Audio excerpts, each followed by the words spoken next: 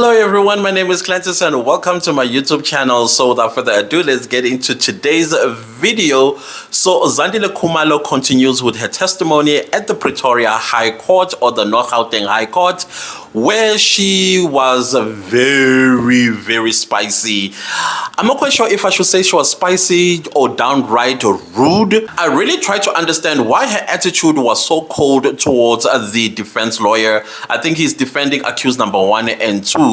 And I was like, okay, maybe it's because in the previous nullified trial, they may have butted heads before, and Zandile kind of like kept that grudge into this new trial. So I don't know, because I never watched that old trial. It bored me to death. So now that you are on this new one, where I am very hopeful with the new judge, she was very rude. The other thing that I did not understand from the defense lawyer is that why didn't he look at the judge and basically say, declare Zandile as hostile witness, so that the judge can make an order for her to answer the questions that she's been asked, rather than being sarcastic, rude, and just disinterested in what is happening in court. The other thing that I also observed about Zandile, I don't know if you remember when they played a tape of a sit-down she had, I think with ENCA, where she spoke like a woman.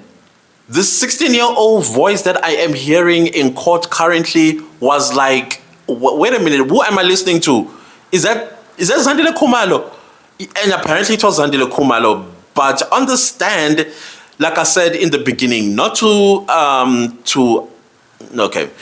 pick at her, but understand currently she sounds like an innocent 16-year-old. I'm not quite understanding what the strategy there is about.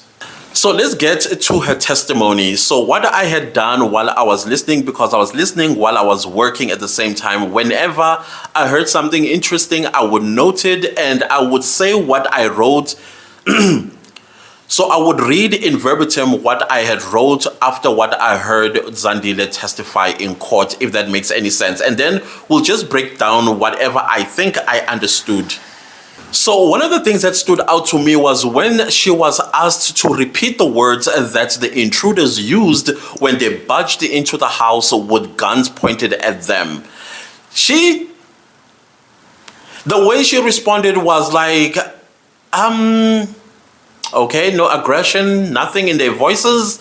I don't know if you have ever been mugged before. So when I first came to Johannesburg in 1993, my family moved straight to Hillbrow. Back then, Hillbrow used to be beautiful. It used to be clean, and it used to have, it was very clean. Crime was almost non-existent at the time. And so as the city was beginning to, I think after 1994, people from everywhere started coming into the city of Johannesburg. Many moved to Hillbrow, and then suddenly we started having very huge spats of crime, muggings, hijackings, shootings, stabbings, and things of that nature. I've been mugged several times, so much so that I can tell if the person that is mugging me is a newbie or somebody that is almost experienced, and a person who's experienced. And let me tell you, the person that is experienced always leaves you in tears if they have not touched you. You go home and you are traumatized, you are crying for 2 weeks, because that scenario that had happened just keeps playing in your head. So to say that 2 people walked into your house with guns pointed at you, and then they don't say, they'll use very aggressive words, because I've heard those words said to me. They'll call you all kinds of names, your mother included in there, and things that are going to really anger you, but at the same time would traumatize you, and at the same time would freeze you, because you are fearful that this gun, if I try to twitch, this guy might get scared and then accidentally pulls the trigger and shoots me in the brain. But apparently these ones, they were quite gentle. They just walked into the house and gently asked them for money and cell phones. But they look serious. Okay, the serious part, of course, they need to look serious, but that seriousness always accompanied by aggression. Very ugly words that I used. Even the lawyer asked her, did they use any swear words? And she said, no, they didn't. I was like, wow. Those must have been angels that came and broke into your house and pointed you guys with guns and even shot Senzo Meyowa to death? That doesn't make sense to me. So then she was asked to repeat what the thugs demanded. They said, we want your money and cell phones. I was like, okay, those are people with guns. They are seeing several people in the house, and they are not using any sort of aggression and threats that if any of you stand up or try to be a hero, I will blow you away. Okay, I'm not a thug, never been one, but I've been mugged and I've heard words said to me. Heard traumatic words. So these guys are just saying in the gentlest way, your money and cell phones. Would you take that thug seriously? Because I will see loopholes. I will see so many loopholes that I will take my chance. Maybe the gun is not even real. So I made a mental note. Listen to what I said. In my mind, I was like, no. Either today's thugs have evolved and become humane, or these ones didn't know what they were doing. It also makes sense why they were taking their time with no fear in the world. Because from what Zandile was explaining, these guys were relaxed. There was no sense of rush, a sense of urgency. You know how criminals do? When we walk into that house, we have exactly 2 minutes. 2 minutes, and we are out of there. But no, these ones, they were relaxed. There were 7 people in the house, but they were relaxed. No, come on. Then she was asked about the thugs' demeanor. Were they aggressive? Did they look serious? She said yes, they look serious. But of course, she did not study their body language, what sort of body language they had on. But yeah, they look serious. However, she said their voices were firm in what they were saying. So I was trying to think, you mean like they were aggressive? Because you just said they were not aggressive. They were gentle. Okay, she didn't say they were gentle, but she didn't mention whether they were gentle or they were aggressive, but she says their voice tone was firm. What does that mean? She does admit that she was frightened at the sight of a gun pointed at her. She says that she froze and was confused as to what is going on. She does say that they were sitting in the living room and the house was well illuminated, the kitchen, the passageway, and the living room where they were seated listening to Zandile Khumalo telling them jokes. And of course, the lawyer wanted to know where exactly these 2 thugs were standing when they intruded the house. She said, oh no, not too far from the living room. They were pointing guns at us. Then she was asked a very important question, which hand the gun was when the gunman was pointing. Was it the left hand or the right hand? She says she doesn't remember.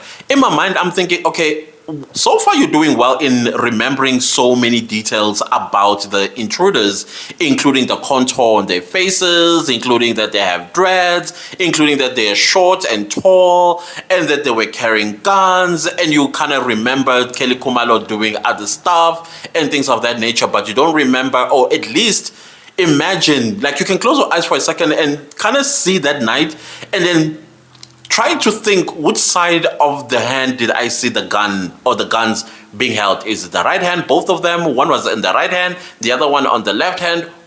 Those things are very important. Considering the fact that she said she wanted to take a thorough look at them so that when they survive this ordeal, she's able to identify the intruders. She says that all she remembers is that a gun was pointed at them.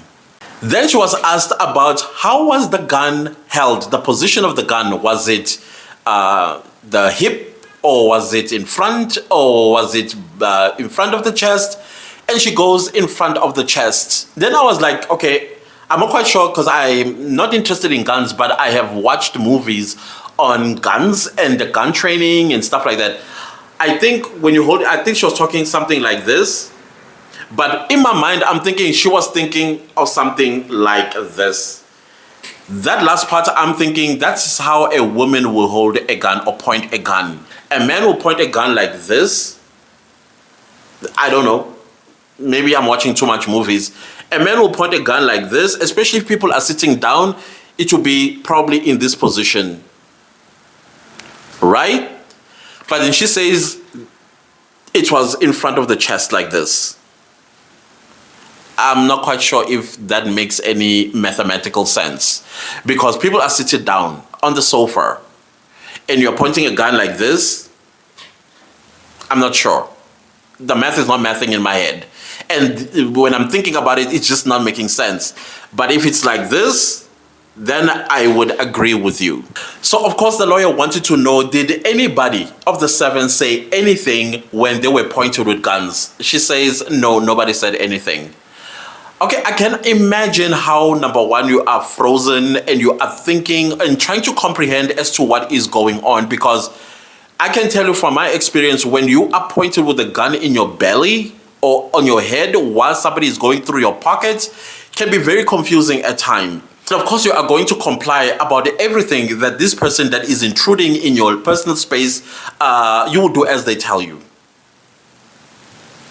So on that one, I can see everybody quiet, but at the same time, I'm trying to think, none of these two thugs can recognize Senzo Meyiwa, considering the fact that they were Zulus. And I'm not saying anything about Orlando Pirates and Zulu people. I'm Zulu, by the way. But Zulu people and pirates are kind of like water and tongue type of... Okay, I know there are a lot of Zulus that are Kaiser Chiefs. My family is Kaiser Chiefs. But maybe I shouldn't have said that. But what I'm trying to say is, except for me, I'm Sundowns, by the way, just so you know. So you're looking at these two, none of them is like, hey, dude, you look familiar to me. I just said some Meyiwa. And maybe that could have saved them? No? What's happening? So when she was asked to describe the gun, she said she was not familiar with guns. Okay, I give her that as well, because I'm also not familiar with guns. I cannot tell you what sort of gun was pointed at me so many times when I've been mugged in Hillbrow before. I will not be able to tell you whether it's a 9mm, it's a revolver, it's a sniper, it's an AK. I will never be able. But I know the names of guns, but I can never say, okay, this one is what and that one is what. She does say that it was not one of those big guns. It was a small gun, she says. Then, of course, the lawyer would not let this one go. He asked about the barrel of the gun. Was it long? What color it was? And things like that. Oh, my goodness, this is where Zandile Khumalo became something else. She became very sarcastic. Almost downright disrespectful in court. So this is what she said. I wrote it down. She said, firstly, you are speaking French to me. I don't understand what you are asking. I was like, okay. This is something that I would say in my head because I'm in court, but it's not something that I will say out in court because it's not going to play in my favor. So when she said that, I was like, oh, no, you shouldn't have said that. So she kind of like doubled down on her sarcasm when she was asked about the gun as a whole. What color was it? And this is what she says. When one is pointed with a firearm, does one stand and studies the make and model of the gun? So by this time, I would have looked at the judge and declared her a hostile witness and asked the judge to make an order. In my small little notes, I said, by the way, this is the same witness who studied and memorized everything about that night. So you know that in court, what the defense lawyer is doing is dismantling her testimony about that night. And now it must be beyond a reasonable doubt that there's guilt or no guilt. And already this lawyer has created doubt, because I'm doubtful at this point. So of course the lawyer then firmly told her that she'll be wasting her time if she thinks that when he asks a question, she asks a question back, he's going to give a response. Again, look at the judge. Get the judge to protect you. Accusing the lawyer that his questions were unclear and she needed clarity. So eventually, after a little tuffle with the defense lawyer, this is when Zandile Khumalo ended up answering the question about the gun. She said, okay, she doesn't remember the make and model of the gun. All she remembers is that the gun was darkish. So just as I thought she was done with her sarcasm, no. This lady goes on a quadruple down on this lawyer when she was asked about the distance between the kitchen and the living room, and she goes to say, listen, I hated math at school and measurements are not my thing. In my mind, I'm thinking, but you've attended the summer awards before. You've gone to a dressmaker and you told them the measurements of your dress. The least that you can do is sometimes you'll be given a task to go to, I don't know, Oriental Plaza to get this material, so many centimeters or meters and stuff like that. There's no way that she's never been through something of that nature where she went to Oriental Plaza, got the material of the type of dress she wants to wear to the summers, and then she gave the measurements of that dress. Why at least don't you just use that and say, okay, if I use the dresses that I've taken to a tailor before, and these were the measurements, I think, yeah, it was about 10 meters, 4 meters, or whatever the case might be. But no, she was like, I didn't do maths. I didn't like maths. I hated measurements and whatnot. Not. I'm thinking, come on, lawyer, look at the judge. The judge will help you. And then the lawyer asked her, from which side did you see the gun? Did you see it was in front of you or on your side? She said she saw it on the side. Okay, I can see the barrel of the gun protruding if I'm looking forward. But again, I also can tell that, okay, I'm not quite sure what is the make of the gun, but I can see maybe it's a little bit darkish or whatever the case might be. I can give her that one. So in my notes, I had said when the lawyer asked a question that I asked yesterday when she started her testimony, this question is, so this is what I wrote. The lawyer asked a question I was hoping he should ask about her hiding her phone behind the cushion. How is it possible that she was both frozen from fear and at the same time was able to hide her phone behind the cushion? Remember, she said when the intruders entered and demanded money and cell phone, she managed to hide her cell phone behind the cushion. And I said, you are telling me four eyes are looking at the victims and one of them is making a movement and none of the thugs is saying, what are you doing? What are you doing? Give it, give it, give it. They didn't see that. And then she says in her testimony today, she was frozen when they were pointed guns at. She says, no, I started hiding my cell phone when Longwe started pushing the intruders. I was like, you said nobody said anything when the intruders entered. Nobody moved. And also, let's not forget that she did freeze when she needed to dial 10,111. And when she ran to Mapiri also froze, and Tabseng also froze. Everybody seemed to have frozen to call the police and the ambulance. So another thing that I also was asking myself, like, wait a minute. So Longwe did get up and push the intruder with a gun. But she did not say that the previous day, day one when she took the stand. She did not testify and say Longwe got up and pushed the intruder with a gun. I was like, maybe I missed it. I don't know. If I'm wrong, please correct me. So this was very interesting for me.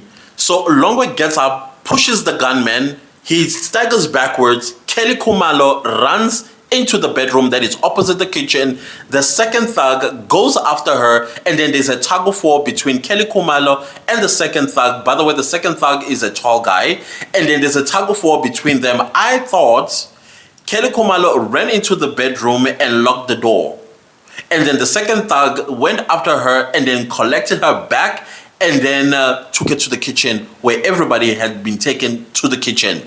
I'm now surprised to hear that they were not actually led to the kitchen. Instead, they were, when Longwe pushed this individual, he staggered backwards. They saw an opportunity. They all got up and started pushing this thug into the kitchen. Longwe managed to escape through the kitchen door. I'm thinking, oh my goodness, finally he's going to get help. No. And in my mind, I'm thinking, hey, there's the living room door. It's still open. You can open that Zandile and run and go scream for help. But no. She goes ahead and pushes along these people into the kitchen. Okay. And at this point, I'm thinking the second thug also has a gun. Why was he tug of warring with Kelly in that bedroom when all he could have said was threaten her, says, if you don't open this door, I'm going to shoot right through the door. And I understand from Zandile's testimony that the youngest child of Kelly Khumalo was asleep. So I'm trying to understand, why would Kelly put her child in danger like that by just tug of warring with a person with a gun? Because if he decided to shoot randomly, the child is going to be hit. I don't get it. And secondly, this thug could have actually shot a warning shot just to send a message not only to Kelly, but to everyone else in the house that we mean business. If you're going to try us, we are going to shoot. And another question I kept asking myself, okay, Kelly Khumalo is now in the bedroom. There's a baby on the other side, which I believe belongs to Senzo Meyiwa. And you're telling me all this time Senzo Meyiwa, seeing the love of his life, who is now in imminent danger, he's just still sitting, saying nothing, instead of going to help, basically play a hero. Because you need to protect your child. You need to protect the love of your life. What is Zandile's mother doing as a mother? She should be screaming for her child that is in danger in the bedroom. Zandile, your sister, is in danger in the bedroom, and you also not doing or saying anything instead of using the living room door and going to scream for help? I don't get that.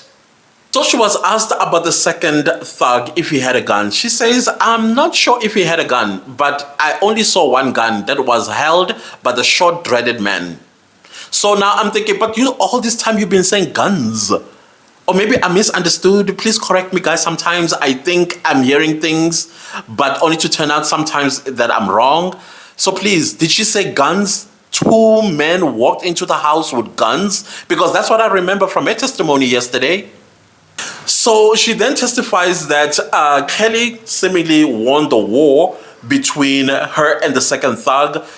Basically, the second thug could not enter the bedroom because she managed to hold the handle tight enough for him to fail to open the door. In my mind, I'm thinking, okay, township door handles. You remember the township door handles? Unless they got like these fancy ones that are pretty strong. But if it's this one, and there's a tug of war between two people, one is on the other side, the other one is this side, because the one that on this side will have to pull up, while the other one on the other side have to pull down in order to enter. So one will have to push from the inside. One inside will have to pull, while the other one on the outside will have to push to get in. So you're telling me this door handle is that strong? The door handles in my home, the four-room house, I remember one of them, my brother and I were playing, and I was playing hide and seek, and I think we were still a bit young. I kind of like held it up and it snapped. I didn't even pull that hard. It went. My brother entered, and then I was whatever game we were playing. So you telling me that door handle was that strong that two people pulling from opposite direction of this handle, none of the sides snapped? I don't get that. Correct me if I'm wrong. For me, it was quite interesting when the lawyer asked her about Kelly and the second guy tug of warring over the door handle. She said it was an action. In my mind, I'm like, what action? You mean like action movie? Or it was like an action movie? I wanted clarity on that one because I didn't understand what she meant that was an action that was taking place there.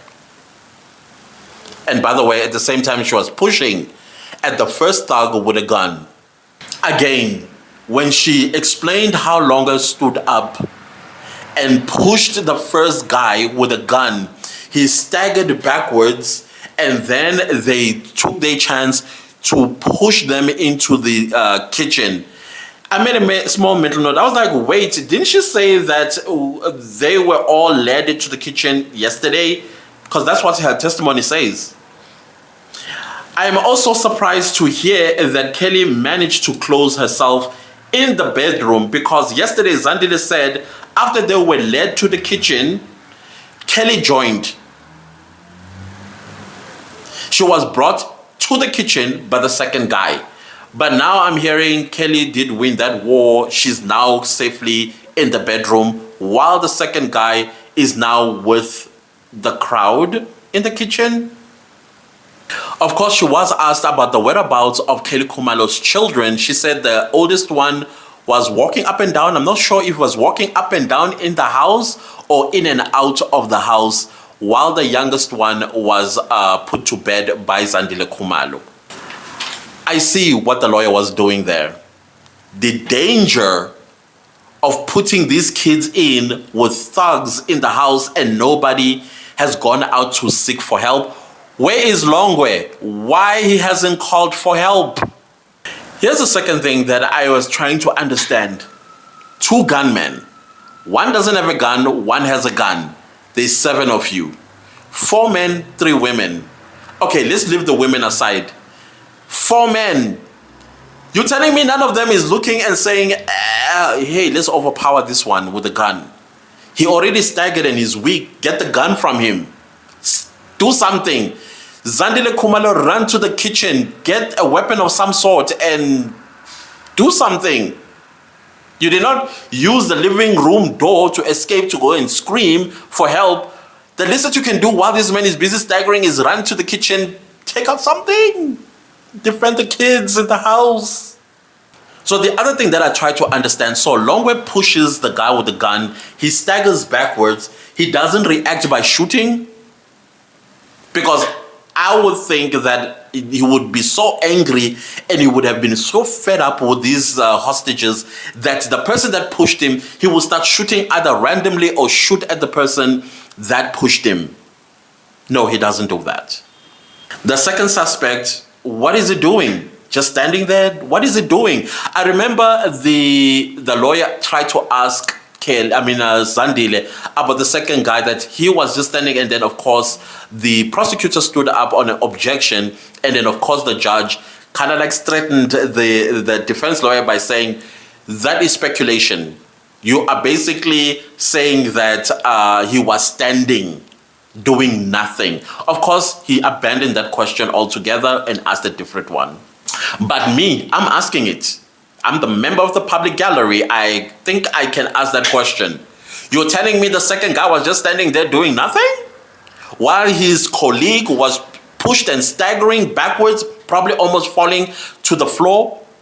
Why don't you grab somebody, something, take the gun, shoot at something? I don't know. Show some activity. However, Zandile does say that she does not remember what the second guy's actions were.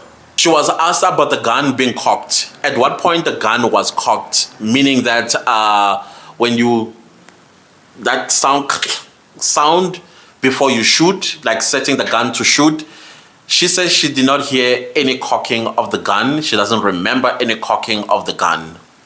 Where's Longwe? Longwe escaped. Where's the help? Where is he?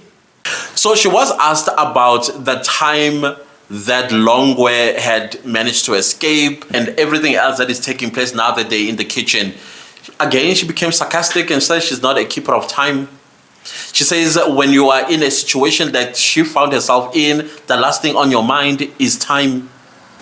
Has she ever heard of estimation? You can estimate maybe 2 minutes, 2 seconds, a minute, 5 minutes, an hour, something. And then the question was, okay, so he staggers, who stood up first? Because everyone is seated. She said she doesn't remember who stood up first and started pushing these men into the kitchen. But they saw an opportunity to get up and basically push them to the kitchen. You are pushing a gunman and his colleague into the kitchen. Then the lawyer asked another very important question. With all this commotion happening in the house, nobody is screaming for help? Zandile says, yeah, there were noise. But that's not the question she was being asked. She was being asked about them screaming for help, like attention of the people on the outside. She said that, well, I don't think that anybody heard because the doors were closed. Now, tell me something, guys. Maybe it's just me. Don't you get the sense that the Khumalos don't get along with their direct next door neighbors? So she was asked if she screamed. She said she doesn't remember if she screamed. In my mind, I'm like, how about using the opportunity to escape through the living room door? Go get help. So this is when the lawyer basically informed the court that the next door neighbor, I think they call Ngashe, the father is a former policeman. And he goes on to say that the next door neighbor basically mentioned in his police statement that the community, they have a community watch whatever forum, and every household in the community were given whistles that in case intruders intrude into a house, they are able to blow the whistle and everybody will come to assist them. And again, don't you think that the Khumalos probably in the neighborhood, nobody likes them? The only people they get along with is the Peries? Don't you get that sense? Because how Zandile responded, number one, the tone of her voice. She says, I've heard of this forum before, and I've heard of this initiative before, but my house, we don't have the whistle. And I'm like, why would your house not have a whistle while all the other houses have whistles? The lawyer further says that the Ngashe Senior blew the whistle when he suspected what was going on in the Khumalo household. Again, that gave me a sense that the Khumalos and the Ngashes don't get along. It's the tone of Zandile's voice. When she said, I ran out of the house to go get help at Mapiris. As I was running to Mapiris, I didn't hear any whistles. When I came back, I didn't hear any whistles. When I even went to the hospital, I did not even hear any whistles. Maybe he can answer that. And then the prosecutor gets up and says, Ngashe Senior, the one that wrote that statement, has since passed on. And Zandi just said, maybe he should answer that. How do you say that? The disrespect of the dead. Wow. So, of course, at this point, the judge wanted to know if the Ngashe did really write a statement on the fact that he blew the whistle when he realized what was going on in the Khumalos. And, of course, this is when the prosecutor stood up and informed the judge that Mr. Ngashe Sr. has since passed on. And then she was asked about the crutches, because I was very interested about the crutches thing as well, because in her testimony yesterday, she mentioned that she used Tumelo's crutches to try and hit suspect number 2. But she couldn't do it because she couldn't reach him. But Tumelo took his crutches back and started beating on suspect number 2. She was asked, why couldn't you reach suspect number 2 with the crutches? She says, number 1, I'm short. And number 2, there were people that were distracting my view that made it impossible for me to reach him. And that is why Tumelo took the crutches from me and then began to beat on suspect number 2. And in my question, I'm saying, crutches, is it the same silver, light material made ones? Because what damage would those do? So for me, this is when I thought, okay, I think I'm done with Zandile Khumalo's testimony, because I think I see where this is going with her testimony. Even when she's cross-examined by accused number 3's lawyers, accused number 4's lawyers, accused number 5's lawyers, this girl is going to stick to her story and she is not moving from it. So she gave me an idea as to where she's going with her testimony.